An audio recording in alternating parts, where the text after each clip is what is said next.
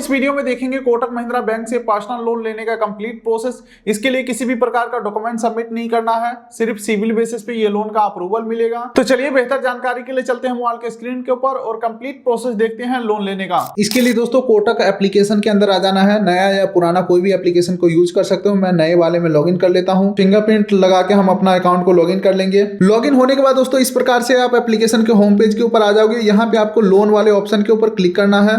उसके बाद दोस्तों यहाँ पे देख सकते हैं अब तक हमने जितने भी लोन लिया था, 27,000 का पर्सनल लोन लिया था, ये मैं सक्सेसफुली चुका दिया हूँ। 2024 में ही हमने लोन लिया था, रीपेमेंट हमारा हो चुका है।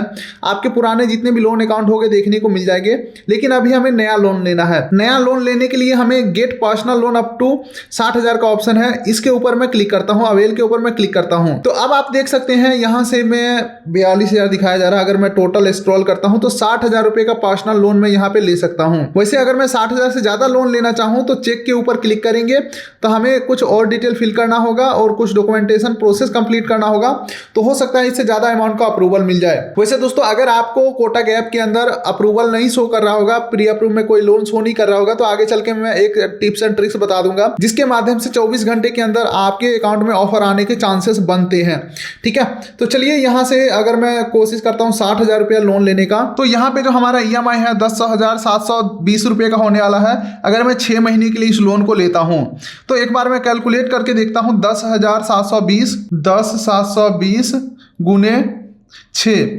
64,324 रुपया हमें टोटल इनको पे करना पड़ेगा। लेकिन हमें मिलेगा कितना, क्योंकि कुछ चार्जेस वगैरह तो कटेंगे, हालांकि कितना कटेगा ये तो आगे चल के पता चलेगा।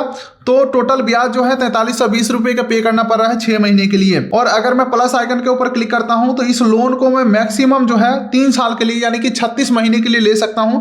36 महीने के लिए लेता हूं, 2362 रुपये का EMI बनना, 2362 गुने 36 करता हूं तब तो 85,000 उनको देना पड़ेगा, जिसमें हमें मिलेगा 60,000, यानी कि 25,000 हमें सिर्फ ब्याज देना पड़ेगा। चलो मैं लोन को सबसे कम समय के लिए लेता हूं, 6 महीने के लिए लेता हूं, प्रोसीड करता हूं। अब यहाँ पे पर्पस पूछ रहा है किस पर्पस से आपको लोन चाहिए, तो यहाँ पे मैं हॉलीडे लोन ले लेता हूं और प्रोसीड के ऊपर मैं क्लिक कर देता हूं। अब देखिए दोस्तों यहाँ पे हमारा जो ब्याज दर है पर एनम का वो 24.25% का लगाया जा रहा है। बाकी दोस्तों टोटल हम अमाउंट इनको इतना पे करेंगे और प्रत्येक महीने के 2 तारीख को हमारा EMI जाएगा। EMI अमाउंट हमारा ये रहा। अगर मैं यहाँ पे क्लिक करता हूँ तो EMI शेड्यूल देख सकता हूँ। पहला EMI हमारा जाएगा 2 मार्च को, उसके बाद जाएगा 2 अप्रैल को और लास्ट EMI 2 अगस्त को जाएगा। ठीक है, अब चलिए नीचे स्क्रॉल करते हैं तो EMI जो है हमारे कोटक महिंद्रा बैंक के इस अकाउंट से कटेगा। टोटल अमाउंट हमारे अकाउंट में आएगा 58,484 रुपया, यानी कि हम उनको पे कर रहे हैं 63,570 और मुझे मिलेगा 58,484, यानी कि 5,086 रुपया हमें ब्याज देना पड़ेगा 6 महीने के लिए, यानी कि पर मंथ जो है 847 रुपया ब्याज देना पड़ रहा है। कितना अमाउंट के लिए, तो 58,000 अमाउंट के लिए। अब आप अपने में कैलकुलेट करते रहना, फिलहाल मैं आगे बढ़ता हूं। अब यहाँ पे पूछा जा रहा है क्या आप किसी बैंक के ऑफिशियल को जानते हैं? अगर आप यस करोगे तो उनका कोड वगैरह डालना होगा। इससे क्या होगा, उनको कुछ कमीशन मिल जाएगा, यानी कि बैंक ये समझेगा कि आपको लोन उसने दिलाया है, जिस वजह से उनका कमीशन बन जाएगा। फिलहाल मेरे जान पहचान में तो कोई नहीं है कोटक बैंक में, तो यहाँ पे मैं नो कर देता हूं।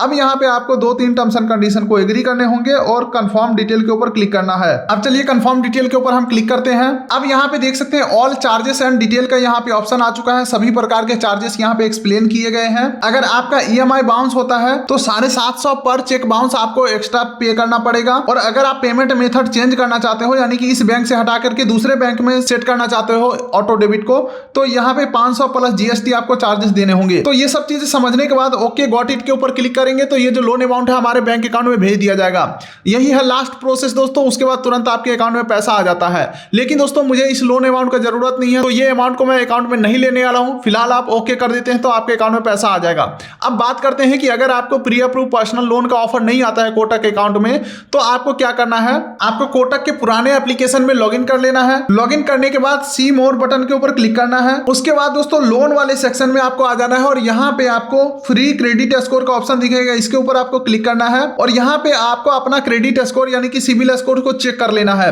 अगर आपका पुराना डाटा है तो यहाँ पे रिफ्रेश कर देंगे, जिससे कि आपका जो क्रेडिट स्कोर है रिफ्रेश हो जाएगा। और इससे क्या होगा, बैंक को यह पता चल जाएगा कि भाई आपका सिविल स्कोर कैसा है। जैसे ही बैंक तक आपका सिविल स्कोर पहुंचता है और आपका सिविल स्कोर सही है या क्रेडिट हिस्ट्री सही है, तो आपको प्री अप्रूव पर्सनल लोन का जो ऑफर है आपके अकाउंट पे दे दिया जाता है। ये काफी तगड़ा टिप्स एंड ट्रिक्स टैक्स है जिसे आप अप्लाई करोगे तो हो सकता है क्रेडिट कार्ड का भी प्री अप्रूव में ऑफर आ जाए, तो आपको बिना डॉक्यूमेंट के भी कार्ड मिल जाएंगे। बाकी दोस्तों मेरे हिसाब से कोटक में लोन लेने के लिए सबसे पहले तो आपका कोटक में जीरो बैलेंस अकाउंट होना चाहिए या नॉर्मल कोई भी अकाउंट होना चाहिए।